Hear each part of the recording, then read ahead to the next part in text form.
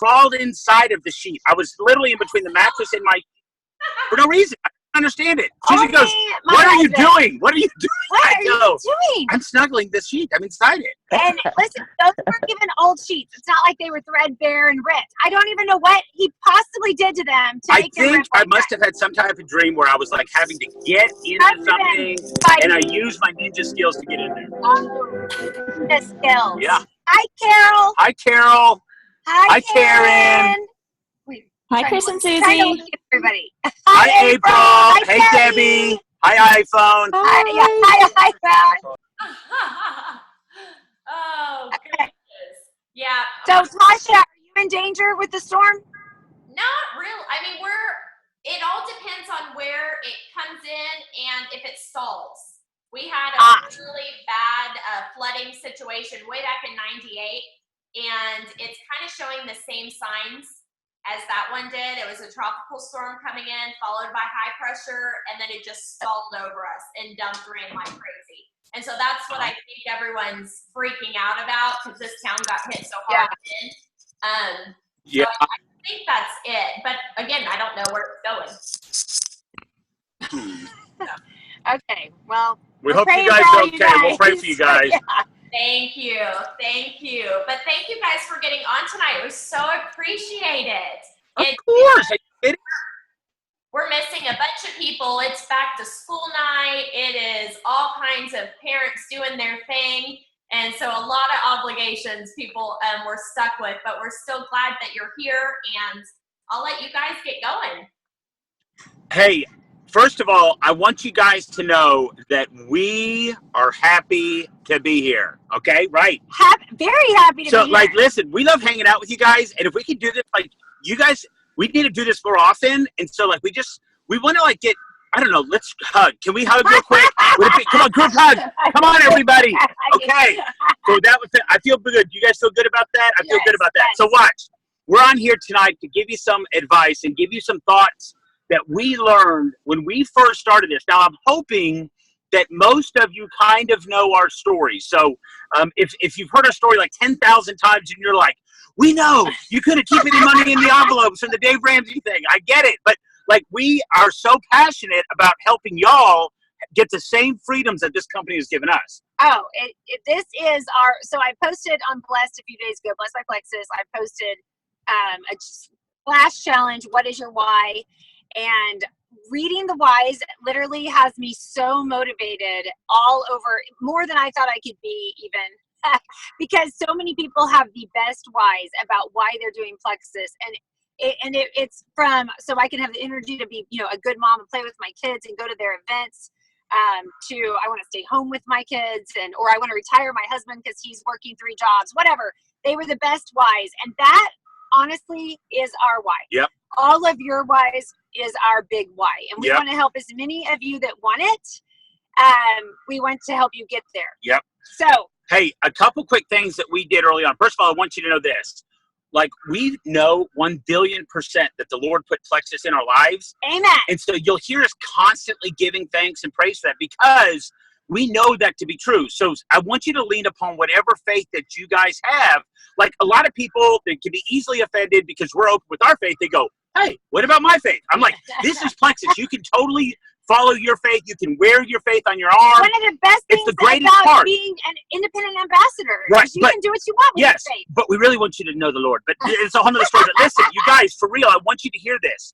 There's some things that we're going to tell you today when we reflect back that we did that we think definitely caused us to have success, and we want you to duplicate that. So the very first thing that Susie and I realized, the person that signed us up as ambassadors, we were the very first person that she had signed up as an ambassador, okay? We were the first person she even taught Plexus to. Yeah, so think about this. So there's twofold to this. Number one, you have the potential to sign up somebody, even if you joined an hour ago, that can see the opportunity, and they can grab it, and they can run. So that's a good thing, okay? My piece of advice that I really want to give you when it comes to that is I want you to be that person that you're so desperately seeking. Yes. Don't put your destiny to become a jewel in this company in the hands of somebody else. Raise your hand if you have signed up somebody and you thought they were going to be a rock star and they did nothing. Us? Woo, Lots woo, of hands. wait, Lots right? of hands. Right? We Okay. signed up a lot of people. A lot of people. I'm like, oh, this guy's gonna take it all the way. Hello? I literally can't. Where are you? Where are you? I can't You've tell done nothing. you how many conversations Chris and I have had like this. Chris, Rockstar. you're not going to believe who I signed up today. Yep. They're going to kill it, Chris, Yep. to me. Susie, you're not going to believe it. I mean, they'll probably be diamond in like 4 months. Susie, get in the car. We're driving over to the house. They're not calling me back anymore. Right? Okay, so we've all been there. Oh, yeah. But And then I got to tell you, Yeah. if this is the best reason not to judge. Some of the people that you never, ever would think would. Okay. Our Sorry, son is guys. calling, Yeah. sorry. But the people that have you don't think they would do anything with it. They'll surprise you. And they'll Yep. all of a sudden they'll be all in and going for it. And you have no idea. You're Yep. like, wow. So part of this is, and this is the key thing, this is, if you hear us say one thing tonight, this is going to be the thing that is going to allow you to start moving forward. I don't care how long you've been an ambassador. I don't care if you signed up when we did 4 years ago and you've been kind of floating around. This is going to change your perspective on this. And this is what you have to do to be successful in this business. You have to become the owner and responsible party of your business, okay? It's not somebody's fault that you're not having success. It's your fault when you are having success. But until you reach this point where you own your own business, you will constantly look for, my upline sucks, right? I mean, Susan and I hear this all the time. They signed up Jenny, they got everybody. If I could sign up Jenny, I'm telling you, it will keep you from moving forward. If you say things like this, well, it's saturated around here, it's not going to work. You have to change your mindset. Everybody needs what we have. Our growth as a company will be the greatest we've had as a company over the next 2 to 3 years. But I'm telling you this to help you, and I'm giving you this real talk because sometimes I'm fearful that you live in this state of, rather than action and constantly trying to build your business, you live in this complaining, look around me, I'm going to point fingers at everybody else, nothing's my fault. And I'm telling you, if you guys will start to own your business will begin to take off. And here's the best news. You get to be responsible for your success. And there's nothing better than knowing how hard you had to kick, scream, and claw to cause the freedom in your family to be successful than you being responsible for it. So, hey, welcome to the broadcast. Are you glad we're on tonight? Well, I want to say something about this. So I did this little ownership video, I don't know, it's a while ago, but I just put it on Blast not very long ago. And it goes with what Chris is saying. I want to give you a quick little rendition. I went to this UPS store. I had the nicest man help me. Like, he went over and above and was friendly. And like, I had a relationship with him by the time I left the store, to the point that I thought, I will This is awkward. I'm married. No, is that what you were thinking? He was an older gentleman, super nice, like grandpa. But I was like, I will go Even back more there. awkward, I don't care if it's out of my way. I will always go back there to do business with him. Yeah. Because he went out of his way. Okay, so I went back in like a couple days later, and he wasn't there, and I had an employee help me at the counter, and it was a totally different experience. She wasn't friendly. She barely helped me. She didn't care what I did. And I was like, oh, where's the guy, right? So from the back, here comes this sweet lady about the same age as the guy. She's talking to me, building a relationship with me from the back, because she probably sees that her employee's not doing it. And I'm like, oh, that's the owner. She's married to the man that I was here with a couple days ago. He was the owner. And it was such a clarifying moment for me of ownership versus employee. But the biggest thing was, I even Googled how much is a UPS franchise after that. And it was like somewhere between $300,000 to like $900,000 or something for one franchise. Yeah. And I thought, okay, well, those people pour into their business because they've spent a lot of money on it. We have this opportunity that we all have right now is $34.95. And I know, I 1,000% see a lot of people treat it exactly like that. An opportunity they paid $34.95 for, not an opportunity that they paid $500,000 for. Yeah. Because if they put that much money into it, they would be treating it a lot differently. And so my point of the video, and right now, is pretend like you paid $500,000 for it, because that is what it's worth, and plus, and it's going to keep going. It's residual income. Yeah. It doesn't, I mean, like, right? Am I right? Oh, totally crazy. So here's the next thing we're going to tell you. So we took responsibility for our business pretty early because we realized that we were going to be responsible for our success and our failure. And so until we reached that point, we didn't need an upline. We didn't, or, they didn't know much. And so we had different philosophies. My point is, own your business. Now, the next thing I want you to take away from this broadcast tonight is when we reflect back when we first started, it remains true to this day.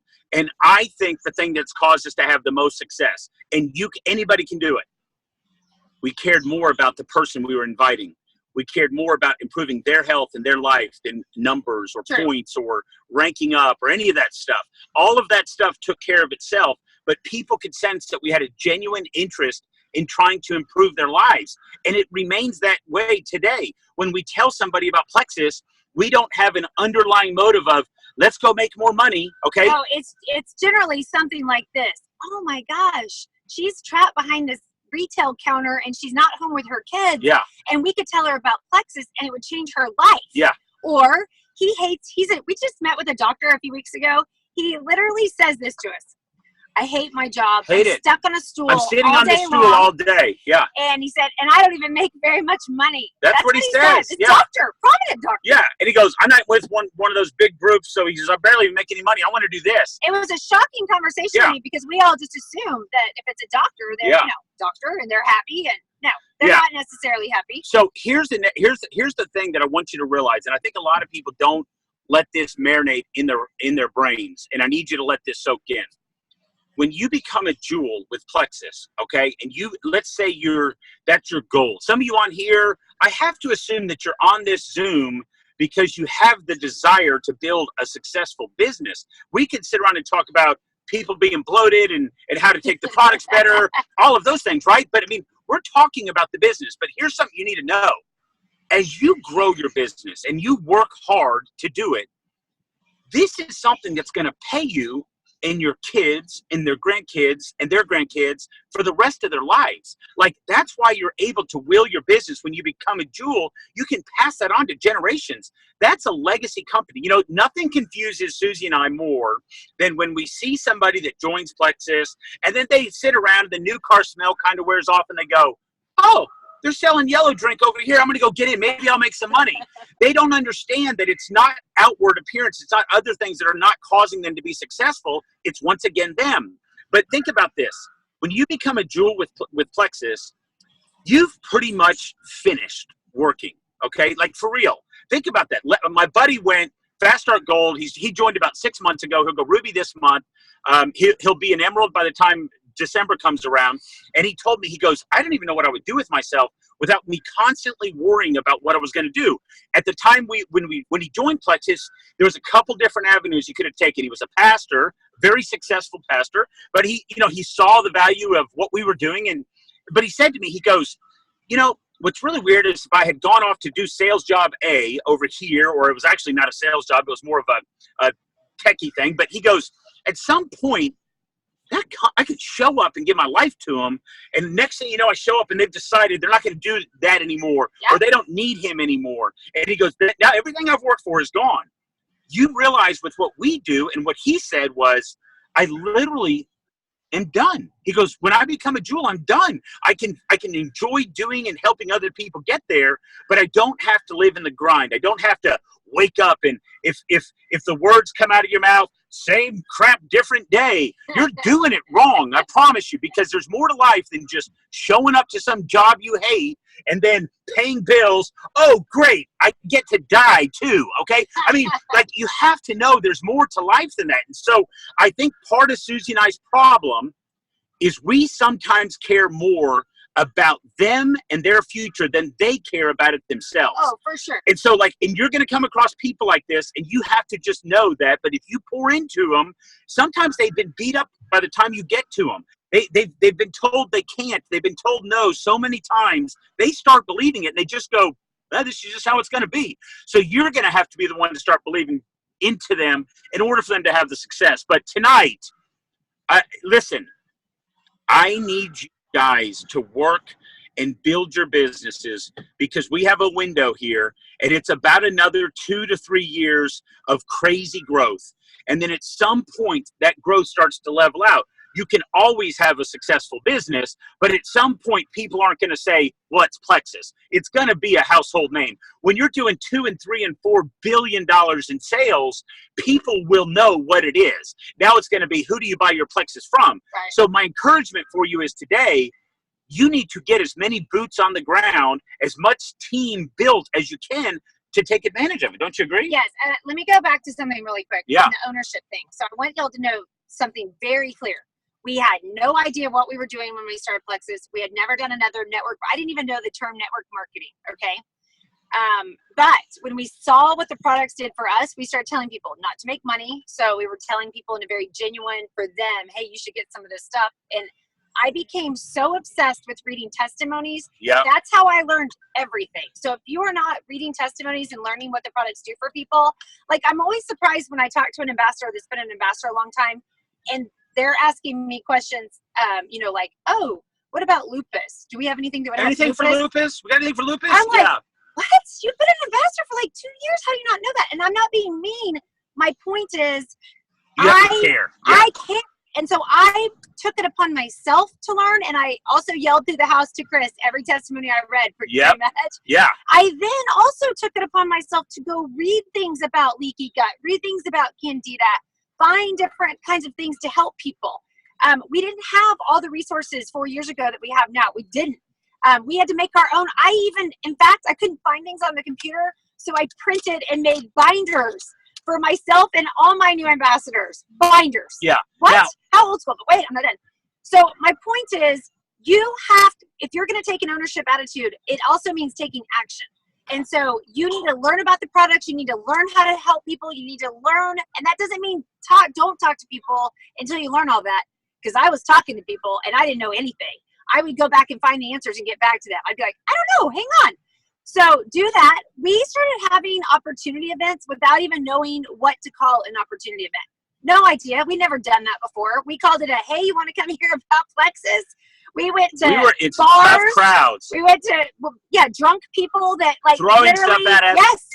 When do you serve the drinks? I go, we don't drink. They go, well, when are you going to serve us drinks? I go, our drink is pink. Okay. I mean, and then they got mad at us and they left. Okay. So we met in the weirdest, we had one person show up. We had 3 people show up. We would think we were going to have 20 people and we'd have 2. Yeah. It didn't stop us. And it was us. It was just us. We kept learning. I'm sure we got better at those because I'm sure our first few really sucked. Yeah.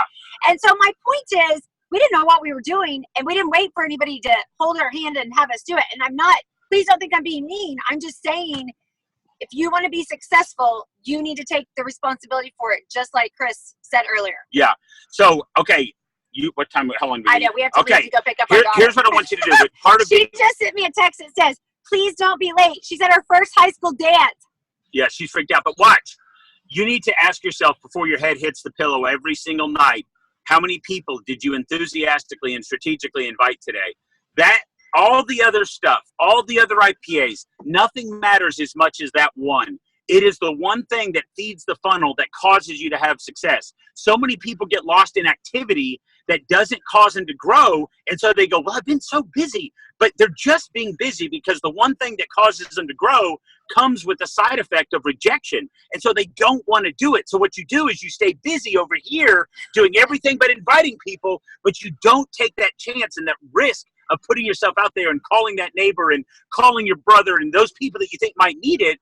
And so my encouragement for you today is, at the end of the day, do it for 1 week and I'll never have to ask you to do it again. Okay. I will never ask you to do it again because you'll do it every day. Ask 3 people a day to join your team or to buy product from you. And I'm telling you, if you'll do it, you can do it so soft through text. You can do it through an email. You can do it through a phone call. But for 7 days, I want you to enthusiastically send somebody a diamond doc, send somebody a testimony, do whatever you have to do. But 3 people a day for 7 days. And I like it. That's a good challenge. So you do this, and I'll never have to ask you or tell you what to do. You can come up and you can give me a high five later because I know this works. Like everything else to me is like white noise. I'm like, yeah, that's great. But how many people did you invite? So today, I'm challenging you. I'm encouraging you. If you want to make a successful business, 1 week, three people a day. If it doesn't work, the next time you see me, give me a quick, swift kick to the balls, and I can say, I'm sorry. I thought it was going to work. All right. Hey, we got to go, guys. Hey, see Bye. y'all. See you guys. Oh my goodness. I'm going to unmute everyone. Okay, no, you are already. Easy. Let's see. Oh, I lost someone. Did I lose them? Let's see. There we go. Oh my gosh. They're hilarious. That was great. They're hilarious. I know I've got a couple people on here that are rather new. That was Chris and Susie McCall. There are